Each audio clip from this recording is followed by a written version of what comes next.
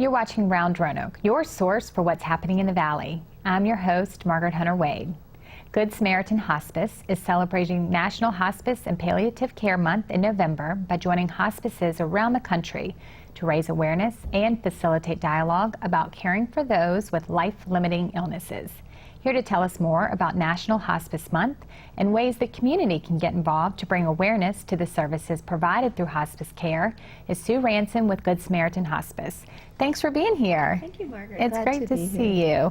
So National Hospice Month, what are you all hoping to achieve by having a whole month focused on this? Well, we're hoping that people will not be afraid of us. You know, when people think about hospice, they think about death and dying, and yes, our patients are terminally ill, but the theme for this year is hospice is bringing life, bringing moments to life. Moments to life. Moments to life. Yeah. And that is so important because hospice is not about death and dying. Hospice is very much about living, and the stories that you can see through this campaign really promote that living aspect of the work that we do. How will people see these stories and hear these stories? Well, we hope that some of them are going to play in the media because they're short.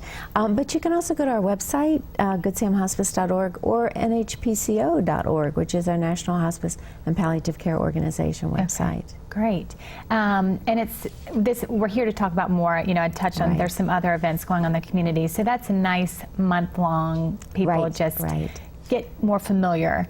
But then you've got some things around the holidays. I know that that's a tough time for folks. Holidays are a very tough time for folks. And so we have a couple of things that we do to help people get through the holidays and to bring their loved ones into the holidays in a very helpful and productive way. And one is through our Love Light Tree. We've been doing that for 19 years. Oh, wow. And I've actually brought one of the ornaments. This is not this year's ornament, but at Tanglewood and New River Valley Malls, we'll have trees up. And so for $10, people can make a donation and have a light symbolically put on there for their loved one, and then also a little ornament with the name, and people decorate those and make them very personal. And then for an additional donation, people can get this ornament to keep on their own at home. And so some people actually, these have become collector's items in a way. So in a sense, we're helping people to get through the holiday by remembering their loved one, while they also help us provide care to the patients that need us. Perfect. Okay, so typically those are doing it in memory of somebody. Or in honor. Okay. Or in honor of someone, sure. So you see both.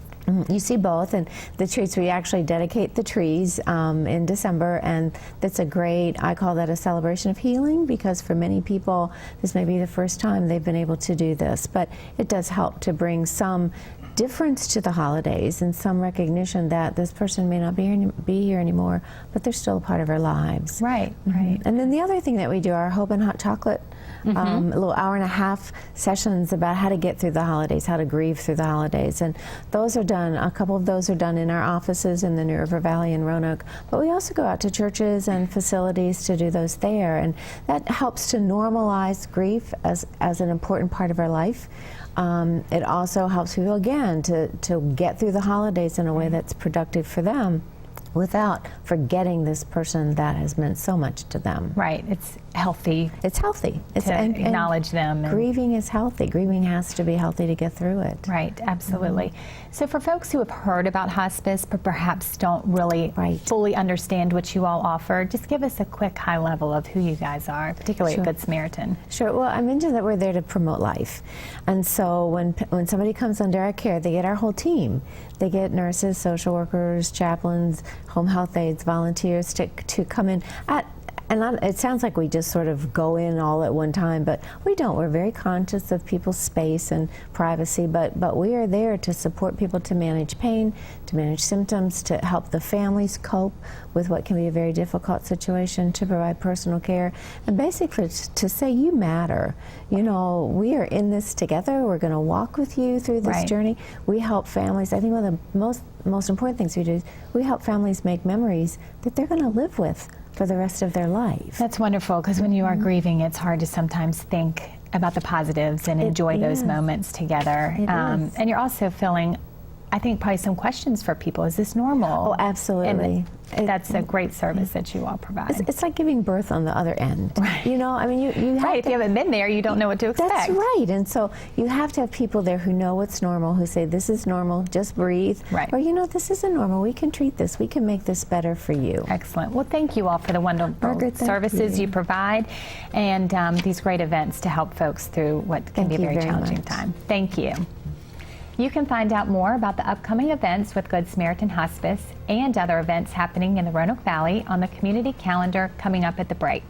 I'm Margaret-Hunter Wade, and you're watching Round Roanoke on Cox 9. Thanks for tuning in.